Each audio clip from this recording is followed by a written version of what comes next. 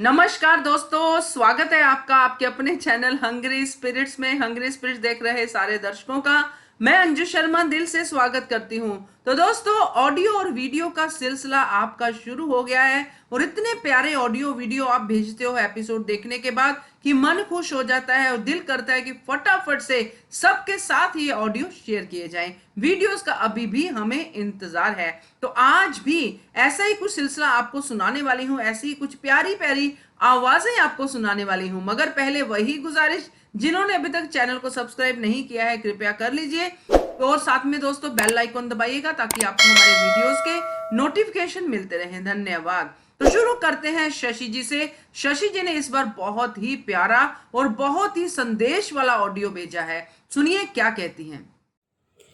आज जो एपिसोड हमने देखा पुण्य श्लोक अहिल्याबाई का, उसमें एक बहुत ही महत्वपूर्ण संदेश हम सबके लिए है।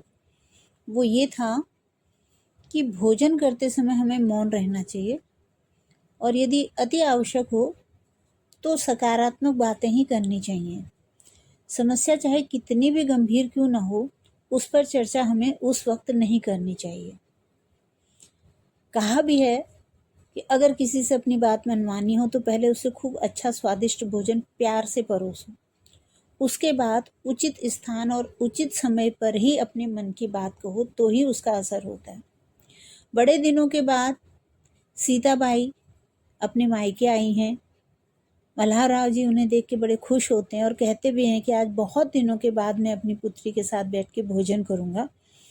लेकिन सीताबाई की माँ, जिन्होंने उनको जन्म दिया है, वही ठीक खाते समय तीर ताने सुना सुना के ऐसे व्यंग बाण चलाती हैं कि मल्हारराव जी का हृदय छलनी हो जाता है। सर्वत्र विजय प्राप्त करने वाले राजा सूबेदार जी, जिनकी कभी कहीं हार नहीं होती, बिल्कुल लाचार से नजर आते हैं। कहते भी हैं कि अगर भाई यही सब बातें करनी है तो भोजन करना छोड़ देते हैं, लेकिन दूसरी तरफ उनके हृदय में जो ममता है, जो प्रेम है अपनी पुत्री के लिए, उसको देख उससे मजबूर होकर के कहते हैं कि मेरी गुड़िया को भूख लगी होगी, इसलिए चलो भोजन करते हैं। लेकिन द्वारिका बाई ने तो आज कसम ही खा रखी है कि भोजन करने ही नहीं देना। एक तरफ तो बेटी को देख के खुश होती है और दूसरी तरफ जो है भोजन करते समय तमाशा करती है। ये गलत बात थी उनकी। और यमुना बाई के तो कहने ही क्या, वो तो है चिकना गड़ा। द्वारिका बाई ने उसे डांटा भी, कहा भी कि भैया तुम ये सब काम मत करो, लेकिन वो कहाँ मानने वाली, वो फिर भड़काती है उनको। तो भले बुरे का ज्ञान है द्वारिका बाई को, लेकिन उन्होंने अपनी आंखों पर पट्टी बांध रखी है। और हर माँ अपनी बेटी को यह सीख देती है कि बेटा अपने घर परिवार को जोड़ कर रखना, मिलजुल के रहना। लेकिन यहाँ पर तो द्वारिका बाई नफरत के बीज बो रही हैं और सीताबाई बड़ी मासूम हैं, भोली हैं।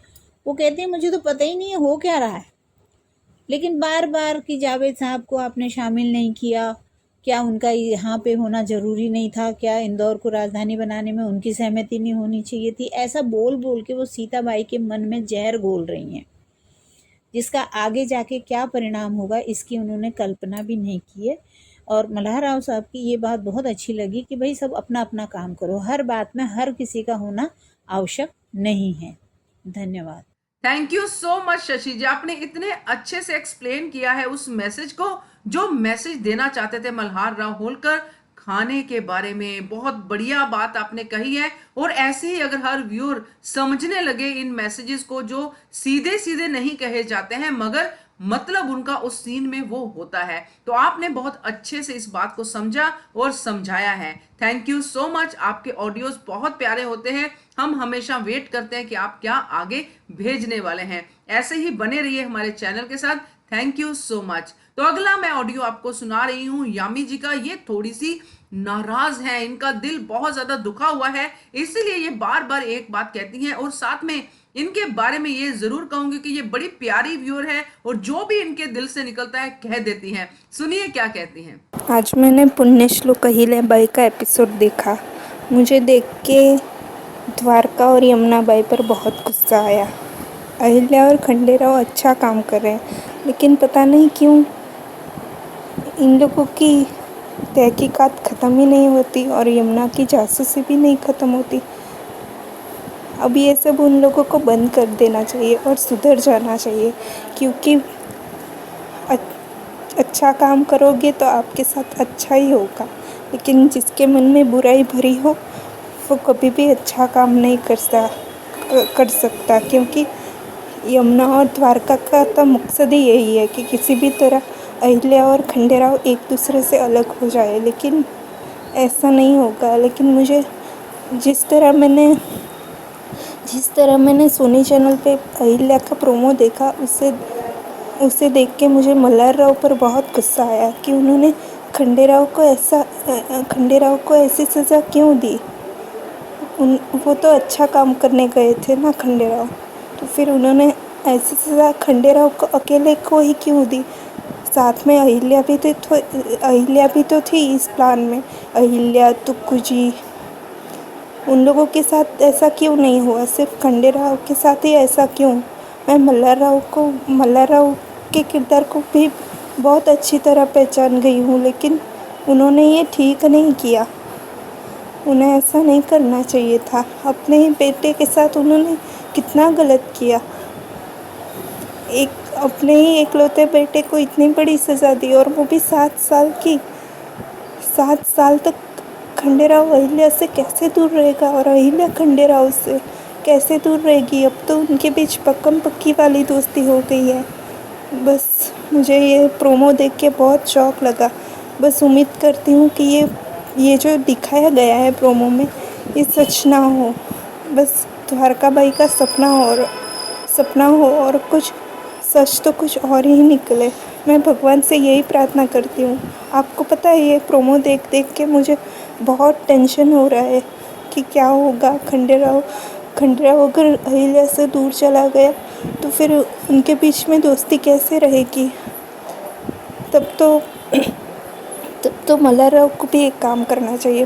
मल्हार राव को अहिल्या को खंडेराव के साथ ही भेज देना चाहिए था, ताकि उन दोनों के बीच तो दोस्ती बनी तो रहेगी। वरना खंडेराव फिर यही सोचेगा कि अहिल्या भी इनकी बातों में आ गई। ऐसा नहीं करना चाहिए था मल्हार राव को। मुझे मल्हार राव पसंद है, लेकिन उन्होंने जो किया वो ठीक नहीं किया। अपने ही बेटे के साथ कोई ऐसा थोड़ी करता है। कोई भी पिता हो या कोई भी राजा हो, ऐसा कोई नहीं करता है। मैं यामी कदम। थैंक यू सो मच यामी जी, आपने इतना प्यारा ऑडियो भेजा है और आपको नाराजगी है मल्हार राव होलकर से। आपने ये कहा है कि क्यों नहीं दी अहिल्या को भी ये सजा। तो ये सजा अहिल्या के लिए भी है, क्योंकि अगर खंडेराव दूर होते हैं तो अहिल्या भी टूट जाएगी, उसके दिल को भी ठेस पहुंचेगी। ना सिर्फ उसके लिए बल्कि गौतमा के लिए भी है। और दूसरी बात, जब तक हम पूरा सीन ना देख लें तब तक थोड़ी नाराजगी को कंट्रोल रखिए। देखते हैं आखिर हुआ क्या, क्योंकि ये जो उन्होंने प्लानिंग करके जो खंडेराव गए हैं घर के अंदर, उसमें जरूर कोई ना कोई ऐसी बात होगी जो मल्हार राव होलकर को अच्छी नहीं लगी होगी। तो देखते हैं क्या होता है, आखिरकार क्यों मिली है सजा खंडेराव को इतनी बड़ी। तो उसके बाद और चर्चा करेंगे इसके ऊपर। मगर आप नाराज मत होइए, दुखी मत होइए, क्योंकि इससे आपका अपना ही नुकसान होगा। यामी जी, अपनी सेहत का ध्यान रखिए। थैंक यू सो मच इतने प्यारे ऑडियो के लिए। तो दोस्तों, जिन्होंने अभी तक ऑडियोज नहीं भेजे हैं उनके लिए मैं नंबर शेयर कर देती हूँ 9833155523। इस पे आप वीडियो भी भेज सकते हैं। टेक्स्ट मैसेज का इस पे कोई फायदा नहीं है, हम उसको एंटरटेन नहीं करेंगे। टेक्स्ट मैसेज भेजना है तो वीडियो के नीचे कमेंट सेक्शन में भेजिए, उसका वीडियो हम मंडे को शेयर करते हैं। तो keep watching Hungry Spirits channel. Thank you so much. Subscribe to our channel by clicking the subscribe button. Click the bell button and enjoy the latest uploads from our channel.